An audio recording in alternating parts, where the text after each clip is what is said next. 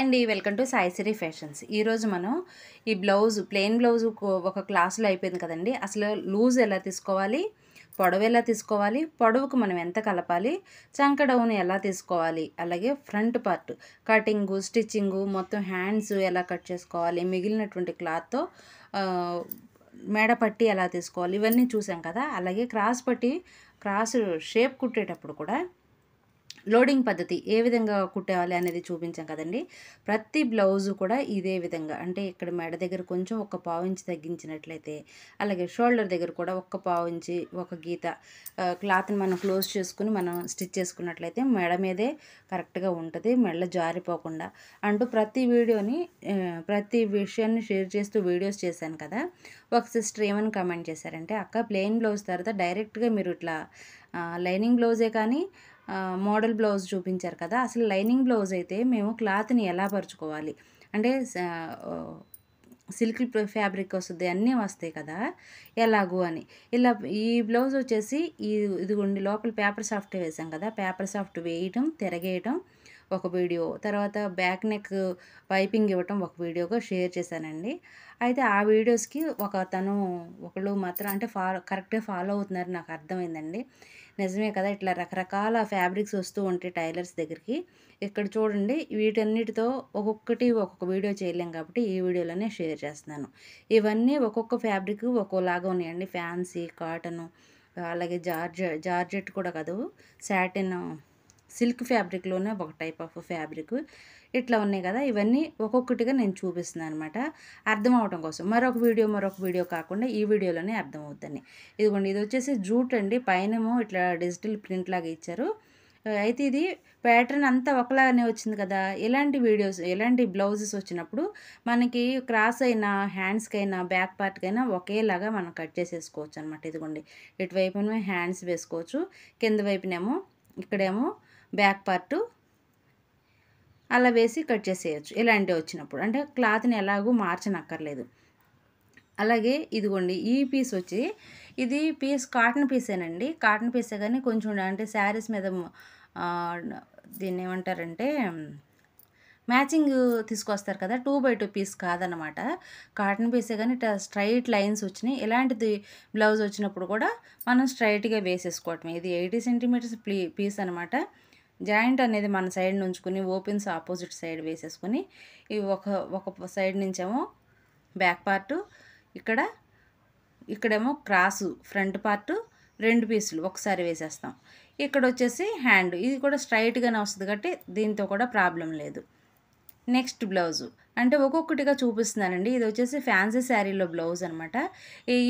ఈ బ్లౌజ్ వచ్చేసి ఇదిగోండి, ఒక లైన్స్ ఏమో అడ్డంగా ఉన్నాయి, శారీకి కూడా ఇలానే ఉన్నాయి, ఈ శారీకి కూడా.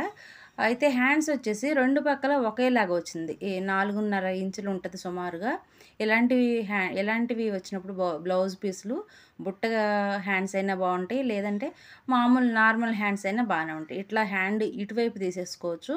లేదు మనం ఇట్లయితే ఎట్లాగూ ఈ లైన్స్ అన్నీ అడ్డంగా వచ్చినాయి కదా ఎందుకు అని అనుకుంటే కనుక ముందు హ్యాండ్ని కట్ చేసేసుకొని పీస్ను ఓపెన్ చేసేసి అప్పుడు ఫ్రంట్ పార్ట్ బ్యాక్ పార్ట్ వేసుకోవాలి. అలా కూడా కాదు, అసలు ఇంకో అంటే చెస్ట్ సైడు ఎక్కువ ఉన్నప్పుడు ఇలా వేసుకోవాలన్నమాట. అంటే చెస్ట్ లూజ్ ఎక్కువ ఉంది మనకి, బ్లౌజు కొంచెం సర్దుకుని సరి చేసుకుని కుట్టాలి అన్నప్పుడు జాయింట్ సైడ్ ఇట్లా మన వైపుకి వచ్చేలాగా వేసుకోవాలండి. ఈ లైన్స్ అనేవి బ్యాక్ పార్ట్కి స్ట్రైట్గా వస్తాయి, హ్యాండ్స్కి మాత్రం అడ్డంగా వస్తాయి. ఇక్కడ వచ్చేసి మనం ఫ్రంట్ పార్ట్, ఇది వచ్చేసి హ్యాండ్స్, ఇలా అడ్జస్ట్ చేసుకోవాలి. ఒక్కొక్క ప్యాటర్న్ని బట్టి బ్లౌజ్ ప్యాటర్న్ బట్టి మనం మార్చుకుంటూ ఉండాలండి. ఇది వచ్చేసి టెంపుల్ రన్లో ఉంది, అంటే టెంపుల్ డిజైన్ లాగా అనిపిస్తుంది. ఇది కూడా బెనారస్లోనే కాటన్ బెనారస్ అనమాట, వీవింగ్స్ లాగా వచ్చినాయి కాబట్టి ఇక్కడ ఇటు వచ్చేసి హ్యాండ్స్, ఒక సైడ్ హ్యాండ్స్ ఫస్ట్ బ్లౌజ్ చూపించినట్లుగానే వేసుకోవచ్చండి. దీనికి కూడా ఎలాంటి ప్రాబ్లం లేదు.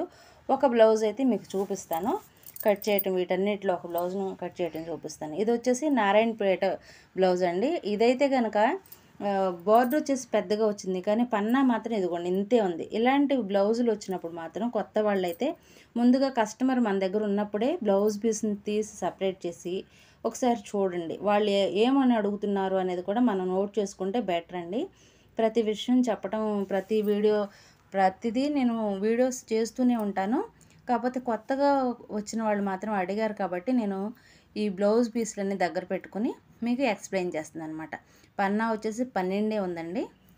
అంటే హ్యాండ్ వచ్చేసి ఫుల్ హ్యాండ్ ఇచ్చేయమన్నారనుకోండి, ఇక్కడ ఇచ్చేయొచ్చు. మొత్తం హైట్ ఎంత ఉంది ఏంటి అనేది చూసుకొని. ఇది కూడా 2 మడతలు వేసుకోవాలి క్లాత్‌ని. అప్పుడు 2 హ్యాండ్స్ వస్తాయన్నమాట. లేదా నార్మల్ హ్యాండ్ ఇచ్చేసి షోల్డర్ మీద బుట్ట అడుగుతారు. అలా అడిగేటప్పుడు మనకి ఎంతవరకు క్లాత్ వెళ్ళిపోతుంది అనేది చూసుకొని ఇటువైపు వచ్చింది మనం హ్యాండ్‌కి జాయిన్ చేసుకోవాలన్నమాట. అలాగే ఒకవైపు వచ్చేసి చాలా చిన్న బోర్డర్. ఇది 2.5, 3 ఇంచుల లోపుగా ఉంది. ఇది వచ్చినప్పుడు మనం బ్యాక్ సైడ్ వేయొద్దు అంటే మనకి కుదరదనమాట. లేదంటే క్రాస్ పట్టీ కన్నా వేసుకోవాలి. అది వాళ్ళకి కస్టమర్కి కూడా ఎక్స్ప్లెయిన్ చేసి చెప్పాలన్నమాట మనం. అందుకని ఈ వీడియోస్ చేస్తున్నానండి. కొత్తగా నేర్చుకునే వాళ్ళకి యూజ్‌గానే ఉంటుంది కదా అందుకని. అంతేగాని వీడియో కోసమని కాదు. ఇదిగోండి మనం ఎప్పుడు వేసేలాగా ఇలా వేసామనుకోండి, ఇక్కడ హ్యాండ్ తీస్తాము. ఇదిగోండి ఇది ఎట్లా వస్తుంది? చాలదు. అందుకని క్లాత్‌ని బట్టి, డిజైన్‌ని బట్టి మనం లైనింగ్ బ్లౌజు కట్ చేసేటప్పుడు కొంచెం ప్యాటర్న్ చూసుకొని కట్ చేసుకోవాలండి. ఈ వీడియోలో ఈ విషయాలన్నీ మీకు అర్థం అవ్వటం కోసమని నేను షేర్ చేస్తున్నాను. ఇప్పుడు ఈ బ్లౌజ్ని అయితే మనం కట్ చేద్దాం. ఇది కూడా ఎలా వచ్చింది? ఫ్లవర్స్ వచ్చేసి ఫ్లోరల్ ఫ్లవర్స్ వచ్చినాయి. అన్నీ ఒకేలా ఉన్నాయి కాబట్టి బార్డర్ ఎలా ఉంది, ఒక సైడ్ పెద్దగా చిన్నగా ఉందా అనేది చూసుకుని అప్పుడు దాని ప్రకారం మనం కట్ చేయాలన్నమాట. ఇదిగోండి ఆపోజిట్ సైడ్స్ వేసేస్తున్నాను. బార్డర్ వచ్చేసి ఒక సైడు, అలాగే ముడతలు రాకుండా చూసుకోండి. ముఖ్యంగా ఈ ప్రత్యేకంగా కామెంట్ చేసి మరీ అడిగారు అంటే, కామెంట్ చేస్తున్నారు అంటే మన వీడియోని తను ఫాలో అవుతుందనేది నాకు బాగా అర్థమైందండి. నేను మొదటగానే చెప్పాను కదా, ఒక్కళ్ళు మన వీడియోస్లో చూసి నేర్చుకున్న చాలు అని. అలాంటి వాళ్ళ కోసమే ఈ వీడియోనండి. ఇదిగోండి క్లాత్ని ఇలా సరి చేసేసుకొని ఎక్కడ ముడతలు రాకోకుండా ఇదిగోండి ఇదే లోపలేమో ఇట్లా అడ్డంగా లైన్స్ వచ్చినాయి, కానీ బార్డర్ ఇటు సైడ్ వచ్చింది కాబట్టి హ్యాండ్స్ ఒక సైడు, బ్యాక్ పార్ట్ ఒక సైడు వేసేద్దాం. ఇప్పుడు ఈ వీడియో ద్వారా మీకు ఎంతవరకు అర్థమైందనేది మీరు ఒక కామెంట్ చేయండి. అలాగే లైక్ చేయటం మర్చిపోతున్నారు, ప్లీజ్ లైక్ చేయండి. ఇదిగోండి హ్యాండ్స్కి లైనింగ్కి వచ్చేసి నేను కొంచెం అటాచ్ చేయాలి. కింద కొంచెం లోపల ఫోల్డ్ చేసుకుంటాకి ఖర్చుల కోసం వదిలేసి ఒక 1/2 ఇంచ్ వదిలేసేసి హ్యాండ్ని అరేంజ్ చేశాను ఫస్ట్. ఆ తర్వాత బ్యాక్ పార్ట్ అన్నీ ఒకసారి ఇట్లా అరేంజ్ చేసుకుని చూసుకొని ఆ తర్వాత మనం కట్ చేయాలండి. డైరెక్ట్గా కట్ చేసేయకుండా ఇదిగోండి ఇట్లా వేసామనుకోండి, ఇక్కడ ఖాళీగా ఉంది కదా, మనం ఇటు వేస్తే సరిపోయింది కదా అని ఇట్లా వేసామనుకోండి, అప్పుడు స్ట్రైట్ వచ్చేస్తుంది. అప్పుడు లైనింగ్ ఏమో క్రాసును, ఇది మెయిన్ క్లాత్ ఏమో స్ట్రైట్ ఉంటే ముడతలు కూడా వస్తాయి. ఇదిగోండి క్లాత్ని అడ్జస్ట్ అవటం కోసం లైనింగ్ పర్ఫెక్ట్గా ఉంది కాబట్టి ఎటు వస్తే సరిపోద్ది అనేది చూసుకోవాలి. ఈ బ్లౌజ్కి వచ్చేసి ఇటు కనుక మనం హైట్ బ్యాక్ పార్ట్ వేసామంటే కింద చాలట్లేదు కదా, ఇది వచ్చేసి ఆ పక్కన వేద్దాం. అంటే ఇట్లా అడ్జస్ట్మెంట్ చేసుకుంటూ కుడితేనే మనకి లైనింగ్ బ్లౌజులు అనేవి వస్తాయండి. ప్లెయిన్ బ్లౌజ్ కుట్టడం ఎంత ఈజీనో లైనింగ్ బ్లౌజ్ కుట్టడం కూడా అంతే ఈజీ. దీంట్లో మనం చూసుకోవాల్సింది ఏంటంటే అన్ని పార్ట్లు ఫ్రంట్, బ్యాక్, హ్యాండ్స్, షేప్ పట్టి ఇవన్నీ వచ్చినాయా లేదా, రావడానికి మనం క్లాత్ని అడ్జస్ట్మెంట్ చేసుకోవాలి అనేది చూసుకుంటూ మనం క్లాత్ని కొంచెం ముందుకి వెనక్కి జరుపుకుంటూ ఉంటే సరిపోద్దండి. ఇవన్నీ ఎక్స్పీరియన్స్ మీద వస్తాయి. కానీ కొత్తగా ఇప్పుడే మనం కుట్టాలి అనేవాళ్ళు పైగా కామెంట్ చేశారు కాబట్టి మన క్లాసు కంటిన్యూ అవుతున్నారు కాబట్టి వాళ్ళ కోసం ఈ వీడియోని షేర్ చేస్తున్నానండి. గాలికి కొంచెం కదిలిపోతుంది అనమాట. ఇదిగోండి ఇలా వేసాను. అంటే ముందు ఈ కింద పార్ట్కి సరిగా చాలలేదు కదా, అందుకని ఇలా వేసాను. ఇలా వేసిన తర్వాత కట్ చేసేయచ్చని చూస్తుంటే షేప్ పట్టి ఒకటి మనకు మిగిలింది కదా, అది కూడా వేసేద్దాం. ఇవ్వండి ఇక్కడ స్ట్రైట్గా ఇటువైపున మనకి సైడ్ జాయింట్ వైపున స్ట్రైట్గా ఉంటుంది కాబట్టి ఆ పక్కనైతే మనకి షేప్ పట్టి పర్ఫెక్ట్గా వస్తుంది. ఇప్పుడైతే కట్ చేద్దాం. కానీ అంతకంటే ముందు ఇక్కడ చూస్తున్నారా ఒక 1 ఇంచ్ నుండి 3/4 ఇంచ్ వరకు జరిగి చాలకుండా ఉంది. అది కూడా మళ్ళీ జాయింట్ లేకుండా కొంచెం జరుపుతున్నాను అనమాట. ఇప్పుడు ఈ కింద షేప్ పట్టి వేసే దగ్గర క్లాత్ ఉందా లేదా అనేది చూస్తున్నాను. ఇదిగోండి 2 క్లాతులు ఉన్నాయి కాబట్టి ఇప్పుడు కట్ చేసేసుకోవచ్చండి. ఈ వీడియోలో మీకు ఎలాంటి క్లాత్ వస్తే ఎలా కట్ చేస్తున్నాము అనేది ఎక్స్ప్లెయిన్ చేయటం. ఇక్కడ మాత్రం ఉక్సులు పట్టి కాజా పట్టికి క్లాత్ అనేది సరిపోతుంది. ఇక్కడ చంక భాగానికి ఏం అతుకులు రాకోకుండా కొంచెం ఖర్చులు ఉంచుకొని కట్ చేసేసుకోవచ్చు. ఇప్పుడు ఫ్రంట్ పార్ట్ కట్ చేసేస్తున్నానండి.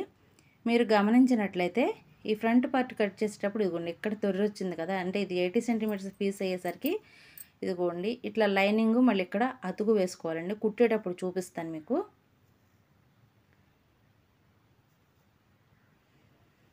చుట్టూతా వీలుంటే ఒక 1/2 ఇంచు క్లాత్ని వదులుకుని కట్ చేసుకోండి, లేదంటే ఇలా కట్ చేసుకుంటే సరిపోద్ది. ఇది 31 సైజు బ్లౌజ్ అండి, కాబట్టి క్లాత్ని ఇలా వేసినప్పుడు కొంచెం ఖర్చుల కోసం కూడా ఉంది నాకు.